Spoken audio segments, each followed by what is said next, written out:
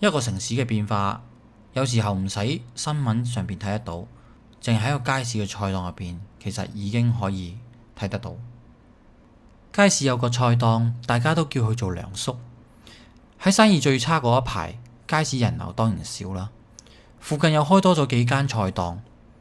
梁叔冇講佢咩人生嘅大計同埋人生嘅事業，佢淨係想每日照樣開檔，每日咁樣擺貨，每日等人嚟。梁叔50幾歲，佢頭髮有啲白，講嘢唔係好大聲，但係手腳好快喎。如果你話想煲湯，佢係會幫你話執一兩條粟米啊，一條蘿蔔咁樣俾你嘅。但係如果你同佢講我一個人食嘅話，佢都唔會叫你買多，佢反而叫你唔好買咁多，叫你唔好浪費食物。好多做生意嘅人梗係想你買多啲噶啦，但係梁叔唔會，佢成日叫人買少啲，聽落好似唔係好識做生意，但係其實啲街坊反而中意幫襯佢喎。我個朋友啱啱搬咗嗰一區啊，佢本身咧就唔係好識煮飯嘅，平時多數都係外賣啦。咁啊間中佢想扮下健康咁啊去街市買下餸咁樣咯。每個菜檔睇落去都差唔多，佢完全唔係好識揀嘅。咁啊梁叔見到佢企咗一陣間之後咧，佢就問你你幾多人食啊？又問你識唔識煮啊咁樣咯。咁啊梁叔最後咧都幫佢揀咗紮菜心仔嘅，教佢點樣煮啦，落幾多料啊鹽啊咁樣，唔好煮到去變色啊乜乜乜，點樣可以 keep 到個綠啊咁樣。咁啊埋單8蚊。找錢嗰陣咧，阿梁叔仲補多咗一句，佢話一個人食唔晒咧就唔好買咁多，下次先再嚟。就係因為呢一句之後，我朋友真係再去喎。咁啊諗翻起細個同阿媽去街市。咁啊，細個街市去親嘅記憶，梗係全部都係好嘈雜啊，好多笑聲啊。咁有人喺度叫賣啊，有人喺度講價，咁亦都有啲人喺度鬧交啊嘛。魚檔有水聲，肉檔有刀聲咁樣係正常啦。咁啊，菜檔呢啲人就成日喺度大嗌嗰度話今日最平啊咁樣，呢啲係嘈吵聲音咧，好大聲嘅聲音咧，一定記得㗎啦。我諗相信大家都。但係呢幾年咧，街市都唔同咗，人少咗啊。好多人忙住返工呢，買菜通常都變咗網購。超市包裝好嘅菜呢，係為咗方便你買，預製菜又方便你買，連煲湯嘅嘢，所有嘢都講緊係一包包可以直接送到你好門口咁樣。以前星期六日朝頭早街市係人逼人，逼到嚇死人嘅可以。咁啊，而家嘅街市人流唔多嘅，通常見到就係見到啲檔主坐喺度啊咁樣。咁有啲喺度撳下手機啊，有人嘆下茶啊咁樣，有啲人就會望住啲行人啊，咁啊，好似冇人經過，咁有人經過有得去經過咁咯。街市唔係一夜之間變差咗，係慢慢咁樣靜咗落嚟。最難捱咧就係呢一個種慢啊！呢一種慢咧，其實如果你諗下冇嘢做咁坐喺度，其實呢個時間係最難捱嘅，係啦。咁可能一開頭你都會覺得呢排即係靜咗唔緊要啦，嗰一排會好翻啲咧咁樣咁。但係其實再過多一排，你會發現係唔會變嘅喎。呢一個唔係淡季，呢個其實係成個市場變咗。咁當然啦，阿梁叔都知道嘅，但係佢冇乜點樣分析㗎。佢話佢每日朝頭早起身都係一樣照咁樣去攞貨咁樣，翻去擺檔咁樣一紮一紮咁嘅菜擺好晒之後咁樣，爛嘅就剪走佢咯，噴翻多啲水咁啊。膠袋掛翻好，咁啊坐低等人嚟㗎嘛。以前等一陣就有人嚟，但係而家要等好耐咯。但係佢照樣等喎。朋友問佢：喂，生意係咪差咗好多啊？咁梁叔咁冇即刻答嘅。佢當時淨係將一啲芥蘭啊咁樣剪走咗啲唔好嘅地方咁樣，剪完先講話差就差㗎啦，唔差係呃人嘅係咪？咁梁叔嘅答案其實好簡單嘅，開個檔先算。一開始梁叔其實都唔係好識變，佢買咗幾廿年菜，以前點樣買，今日咪點樣買咯。街坊識得自己揀，自己都識得問，自己識得講話今日要煲咩湯。咁但係慢慢啲客人唔同咗，有啲後生開始慢慢入嚟街市，咁啊連葱啊、韭菜啊都未必識得分清楚。有一次試過呢，我朋友話見到個女仔指住個芫茜問阿梁叔問呢啲係咪九層塔咁樣？咁梁叔咁就望住佢啦，沉默咗2秒。咁我朋友話以為梁叔會講笑咁，但係點知梁叔冇講。梁叔淨係話嗰啲即係芫茜啊咁好平淡咁答咗佢。但係佢又提醒佢話喂，如果唔中意嗰陣味就唔好買啦，唔係個個接受到㗎。咁個女仔就笑咗啦。咁之後梁叔就開始發現話：啊，原來而家做生意唔係要等啲人識得買先會買，係有啲客其實係要教，但係教都要有技巧嘅喎。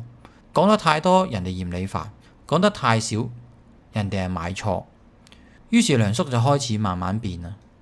佢唔再淨係買一紮紮咁嘅大菜咁樣紮好晒嘅菜，佢開始分細份，一個人嘅份量、兩個人份量、煲湯嘅份量、打邊爐嘅份量。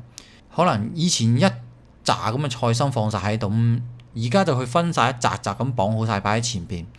有啲細細包啦，上面係寫住一人晚餐咁，兩個人嘅炒菜啊、煲湯包咁樣。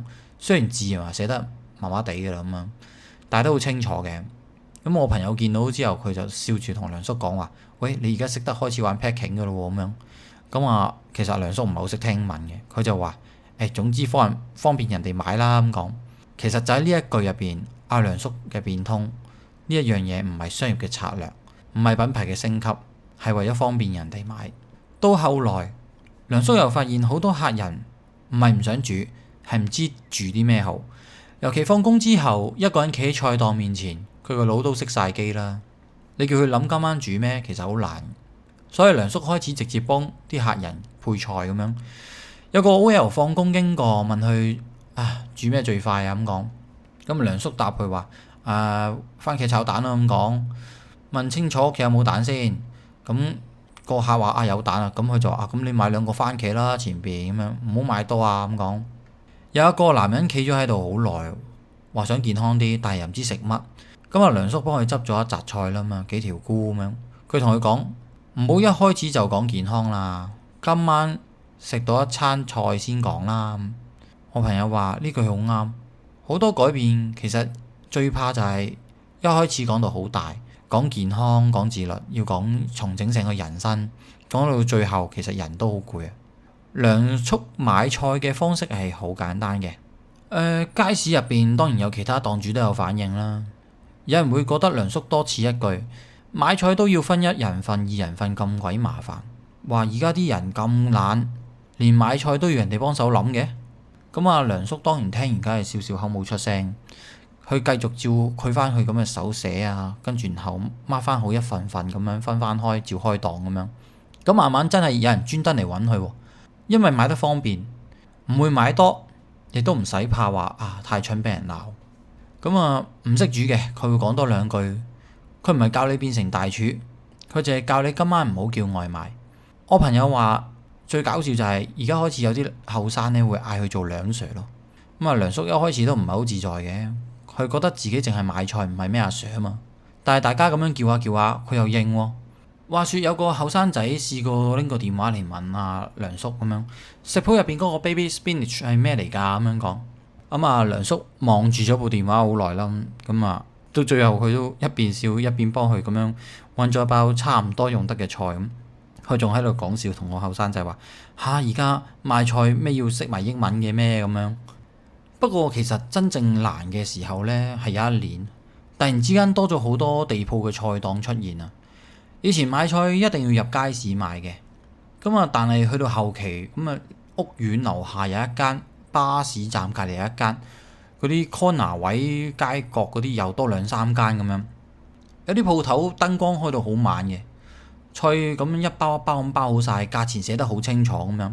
有啲全日開住個 speaker 喺度大嗌啊咁樣講，把聲由朝嗌到收檔咁樣。咁以前街市入邊都係人聲、刀聲、水聲，而家多咗一種聲音，就係地鋪用廣播器啊，係咁大鬥平嘅聲音啊。對老街市檔主嚟講咧，最難唔係冇人買菜，係人哋未行到入個街市，其實已經係出邊啲檔口度買晒啦。以前怕冇客，而家係有客，但係有客都未必嚟到你前邊。未去到你嗰度已經買晒。有日我朋友去到梁叔個檔嗰度，見到梁叔坐咗喺度啦。面前仲有好多菜未賣得晒出去。佢話佢記得嗰個街市好靜啊。梁叔望住街市個出口方向，笑咗一下，話對面開咗好多菜檔啊，咁影響一定有噶啦。咁梁叔自己都有講啊，地鋪有冷氣又有燈箱，啲菜係包得靚。自己呢度冇冷氣又得光管，包裝好求其。但係佢哋呢度冇梁叔喎。咁我朋友聽完梗係笑咗啦。咁梁叔唔係自大嘅，佢就係講咗一個事實咯。地鋪菜檔可以買得好平嘅菜，但係啲鋪頭唔會問你今晚有幾多人食，唔會叫你唔好買咁多，唔會記得叫你阿媽中意煲咩湯啊，話俾你聽要點樣煮先好啊咁樣，唔會見到你連續咁樣食幾日杯麵之後，叫你買啲菜翻去烚下。雖然梁叔呢度冇冷氣，但係佢呢度有人情味。之後梁叔有變啦，佢開始識得同啲街坊做預留，有啲熟客返工之前經過，講一句你今晚留啲菜心俾我啦。咁梁叔就會用啲膠袋裝好晒，寫名放埋一邊。有啲人放工遲咗，佢就留到收檔之前。有啲後生唔想帶現金，佢又主動去學咗呢個電子支付咁樣。朋友話開頭見到梁叔用手機收錢，個樣好似拆炸彈咁樣。客人話 QR code， 咁梁叔望住個 screen， 其實佢唔係好識點樣用，佢就好嚴肅咁樣認真問係咪收到錢㗎咁講。咁後期用慣咗，佢熟晒啦。有次有個婆婆走嚟問佢可唔可以俾現金啊？咁梁叔梗係笑住口同佢講話，現金都係以前嘅科技啊。咁大家聽到笑到停唔到。呢幾年街市又變過一次啦，就係越嚟越少人出街，啲人開始習慣咗網購，有人搬走，有人移民，識得嘅街坊熟口熟面嘅越嚟越少。梁叔冇講咩傷感，但係朋友話有時見到佢會呆住咁坐喺個行人通道度，可能佢都記得以前邊個阿婆逢星期三嚟買菜，邊個阿叔中意買啲最平最大扎嘅咁。以前邊個家庭買3人份，後期變2人份，其實呢啲其實全部都係佢記得嘅回憶。街市入邊檔主其實最早知道嗰一區啲人係點樣變成點樣，邊個屋企人多咗人，邊個屋企人少咗人，邊個開始慳住買，邊個好耐冇出現。一個城市嘅變化，有時候唔使新聞上邊睇得到，淨係喺個街市嘅菜檔入邊，其實已經可以睇得到。但係梁叔都照樣每日開檔，有日落大雨，經過時候見到梁叔照樣喺度，雨水打入街市入邊嘅位置，地面濕晒。梁叔坐咗喺張凳度，着住膠水鞋，慢慢咁剪啲菜。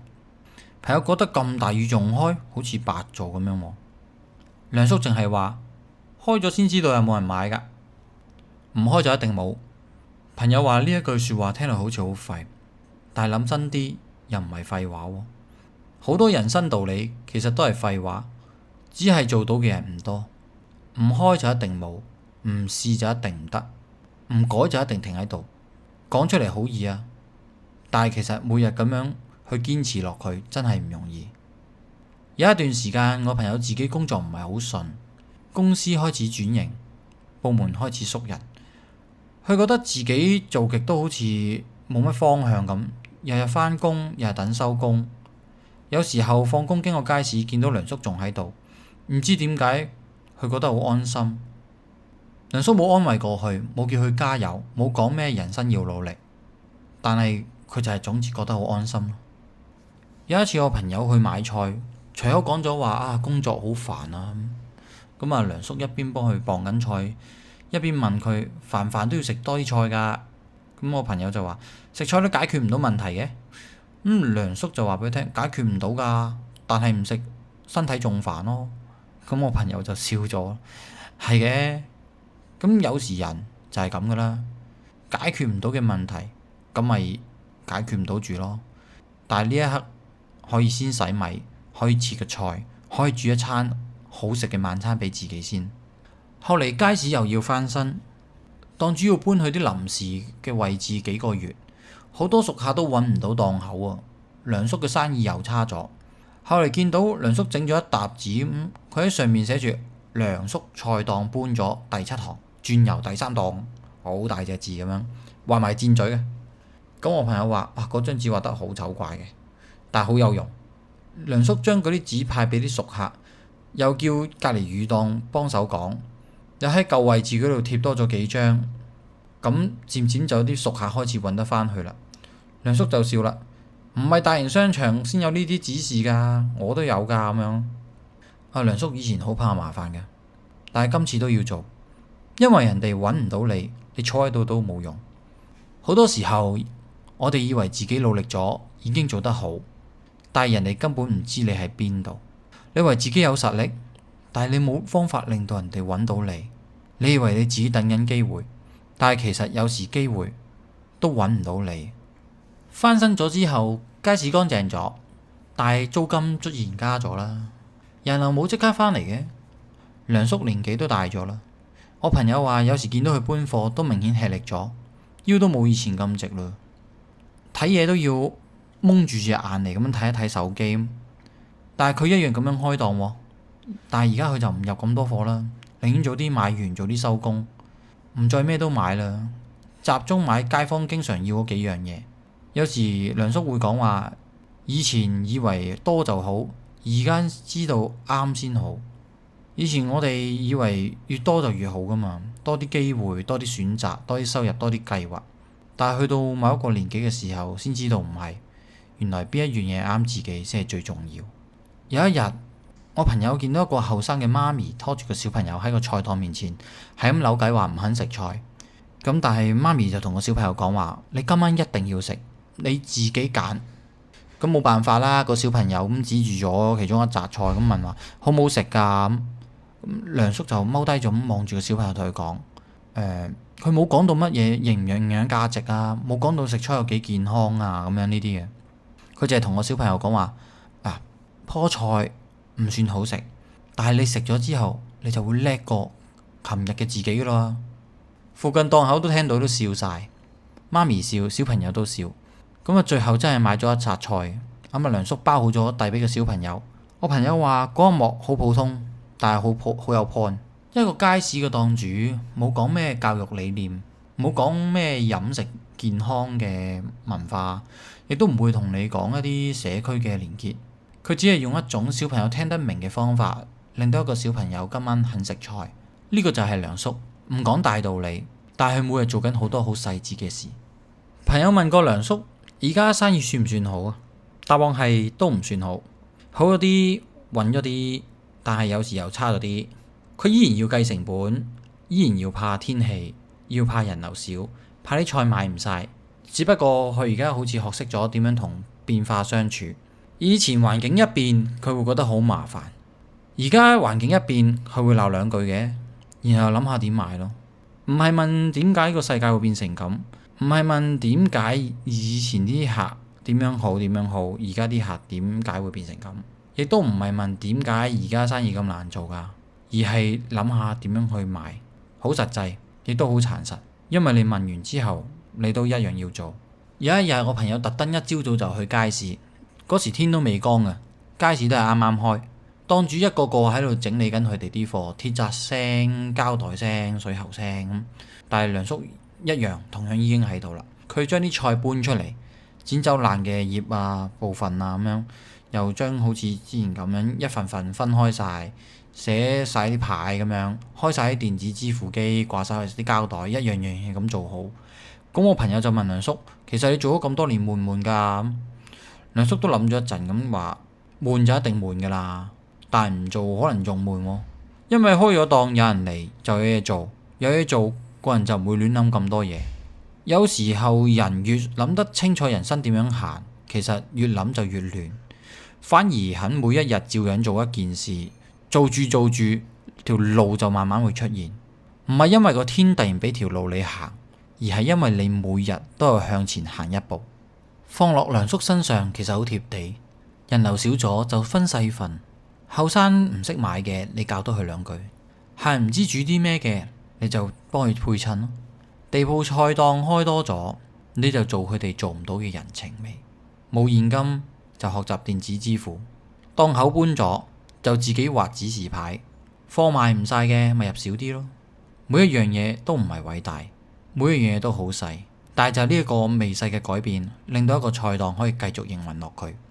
聽完朋友講梁叔呢個故事之後，我覺得最深感受嘅就係佢每一次遇到嘅變化都唔係先問點解，佢通常只係諗點樣去買，點樣去解決。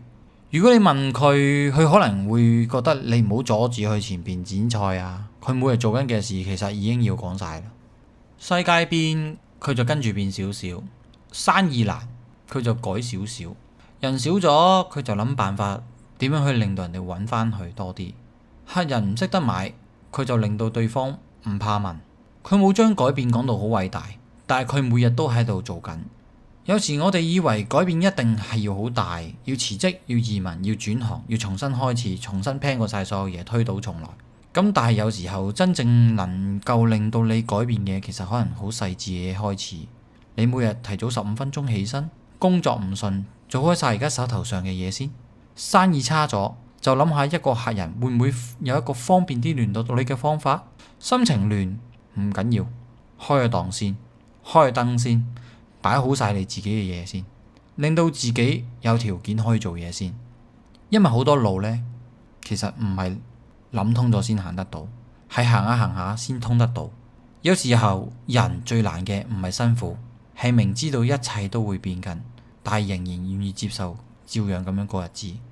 路未必突然之間話會闊翻晒，生意亦都未必話突然之間翻山，人生未必突然之間話順晒嘅。有時候只能夠可以喺一條越嚟越窄嘅路上邊，慢慢揾出一個位置，夠你可以企穩，夠你可以翻山，夠你可以轉身，夠你可以聽日繼續開檔，其實已經好足夠。梁叔冇講咩大道理，佢只係每日咁樣照樣開檔，每日一紮一紮嘅菜擺好，剪走啲唔好嘅葉，一樣照開燈，一樣照噴水。有人嚟到就問佢今晚有幾多人食，呢啲聽落好似好普通。但係有時候我哋人就係靠呢啲普通捱過咗唔知幾多個唔普通嘅日子。聽日有冇生意冇人知，街市會唔會旺翻唔知，都係嗰句，開檔先算。